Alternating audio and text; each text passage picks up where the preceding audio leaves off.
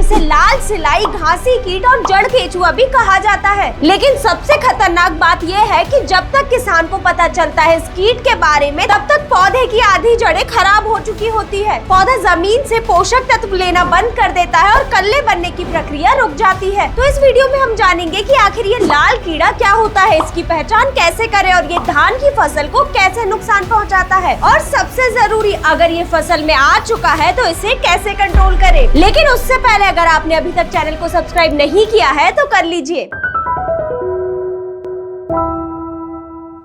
नमस्कार किसान भाइयों, स्वागत है आपका कात्यायनी ऑर्गेनिक्स के यूट्यूब चैनल में। तो चलिए बिना देरी करे इस वीडियो को शुरू करते हैं। किसान भाइयों, धान की रुपाई के एक हफ्ते बाद ये कीट दिखाई देने लगता है। ये कीट इतनी तेजी से बढ़ता है कि अगर आपने समय रहते कंट्रोल नहीं किया तो ये रातों रात पूरे खेत में फैल जाता है। इसकी पहचान करना बहुत ही आसान है। बस आप खेत से एक पौधे को उखाड़िए और उसकी जड़ों को ध्यान से देखिए। उसकी जड़ों के आसपास अगर आपको लाल धागे जैसा कीड़ा लिपटा हुआ दिखाई दे तो समझ जाइए कि आपकी फसल में ये लाल कीड़े का हमला हो चुका है। ये लाल कीड़ा दिखने में बिल्कुल केचुए की तरह ही लगता है और इसीलिए इसे पहचानने में अक्सर किसानों से सबसे बड़ी गलती हो जाती है। बहुत से किसान इसे केचुआ समझकर छोड़ देते हैं, लेकिन सच्चाई बिल्कुल उल्टी होती है। केचुआ मिट्टी का दोस्त है, लेकिन ये लाल सिलाई धान की फसल का सबसे बड़ा दुश्मन होता है। अब ये जानते हैं कि ये धान की फसल को कैसे नुकसान पहुंचाता है, लेकिन उससे पहले सवाल ये है कि ये कीट इतना छोटा सा होता है लेकिन नुकसान इतना ज्यादा कैसे पहुंचा देता है। किसान भाइयों, धान की रुपाई के बाद पौधे की नई सफेद जड़ें निकलती हैं और यही सफेद जड़ें पौधे के लिए पोषक तत्व और पानी लेकर आती हैं। लेकिन ठीक इसी समय ये लाल कीड़ा ये सफेद जड़ों पर हमला करना शुरू कर देता है और जड़ों के चारों ओर लिपट जाता है और धीरे धीरे करके जड़ों को खाना शुरू कर देता है, जिससे जड़ों की बढ़वार रुक जाती है और जड़ें कमजोर हो जाती हैं। तो फिर जरा सोचिए, अगर आप भर भर कर यूरिया, डीएपी या पोटाश कोई भी खाद दे,